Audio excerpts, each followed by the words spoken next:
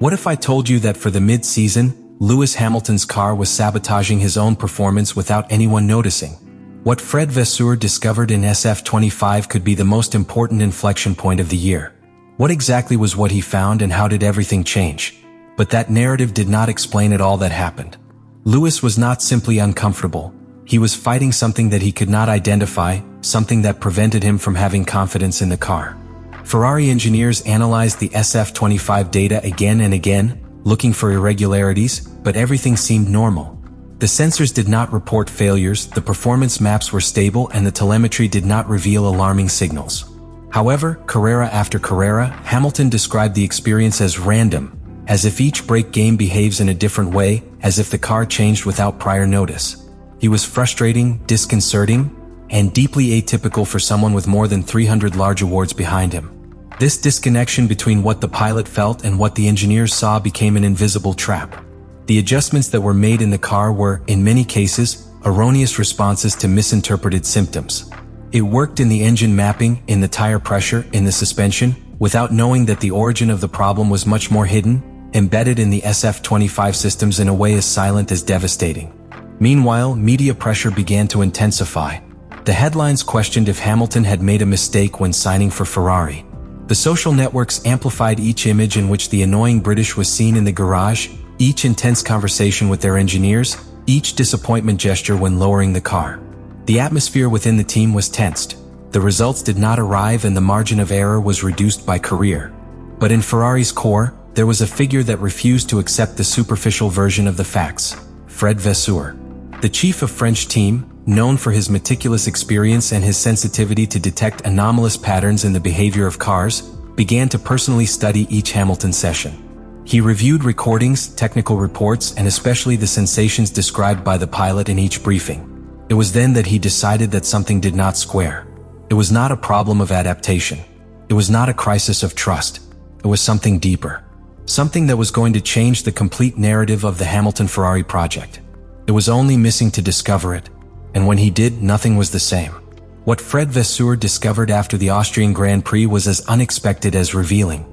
An anomaly that had remained hidden for months, camouflaged between figures that in theory were normal, disguised as a problem of adaptation of the pilot when it was actually a structural failure of the SF25.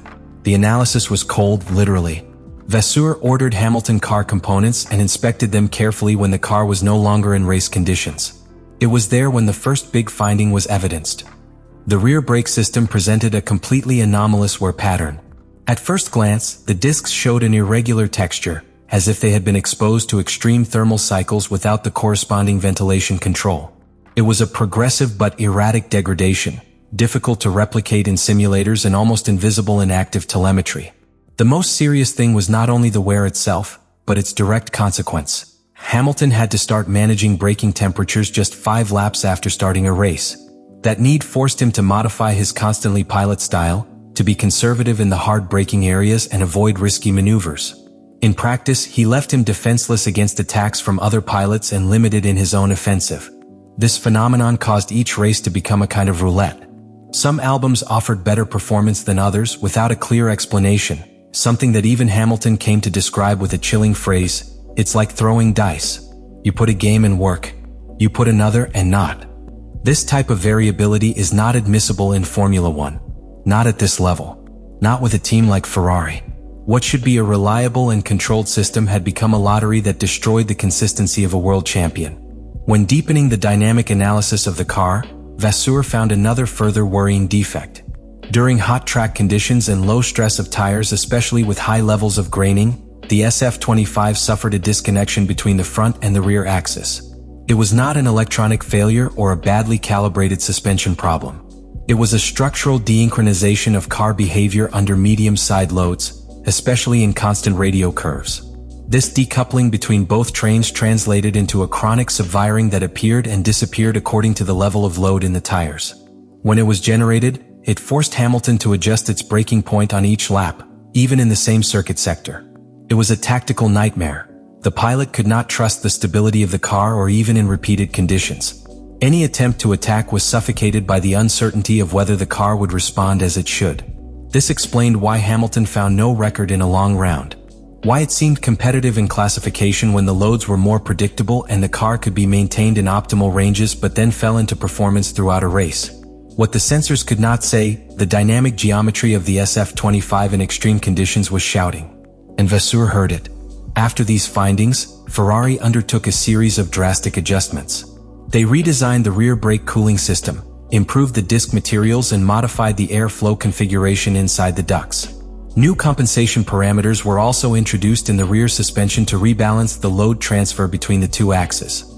The brake-by-wire maps were stressed, and the car's aerodynamic pressure center was redefined to reduce graining sensitivity.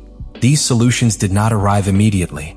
They required entire nights of simulation, internal tests in Maranello, and a complete review of the pilot feedback.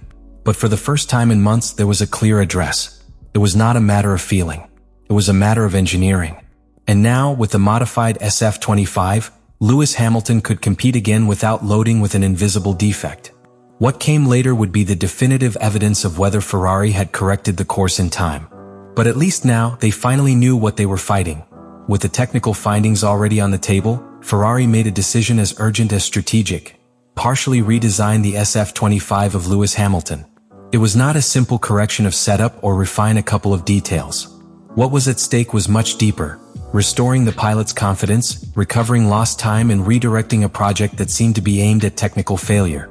Vasseur knew that he had every day. Silverstone was just around the corner and with him, the first public trial of this new version of the car. The team began with a surgical intervention in the brake system. New records were introduced with a revised alloy, specifically designed to dissipate heat more uniform and avoid the thermal fatigue that had affected Hamilton. The rear ventilation ducts were adjusted. Airflow was redistributed and more sensitive sensors were used to identify thermal anomalies in advance. This redesign allowed the pilot to, for the first time throughout the season, to stop aggressively without having to dose his style based on chance. Simultaneously, a meticulous work was implemented in suspension geometry. The angles of convergence and divergence of the rear axle were reconfigured. The rake of the car was altered and the settings of the differential were modified to allow a more fluid transition between the front and rear train under side load. The goal was to eliminate the intermittent subwiring that affected the passage through curve and technical sectors and return to SF25 a stable platform so that Hamilton could recover its natural aggressiveness. In private simulator and internal practices sessions, Lewis Hamilton began to mark times that he had not achieved throughout the season. In career configurations, his rhythm was now comparable and in some sections, superior to that of Charles Leclerc. His feedback was clear and direct. This is the car that should have had from the beginning. It was a resounding validation not only of the technical work done, but also of the trust recovered by a pilot who has built his legacy precisely about the constancy and precision. Silverstone, the next stage, could not be more symbolic. The place where Hamilton has consecrated itself as a legend, the circuit where British passion reaches its maximum point, will also be the definitive testing field. Because now, for the first time in months, Hamilton will not have technical excuses. He will have a car aligned with his sensations, a team that supports him completely and a competitive context that demands immediate results. But there is something else at stake. This technical adjustment not only impacts Hamilton. If the SF25 has truly unlocked, Ferrari could redraw the balance of power in the fight for the championship. Leclerc has already added valuable points, but if Hamilton enters the rhythm, his experience and ability to come together, they could turn it into the X factor of the championship. The season, until now fragmented by inconsistencies, has just found its new turning point. And sometimes, it is not a new wing that transforms a car. It is a correct diagnosis, an insistent look, a suspicion that no one else wanted to see. That is what Fred Vasseur did.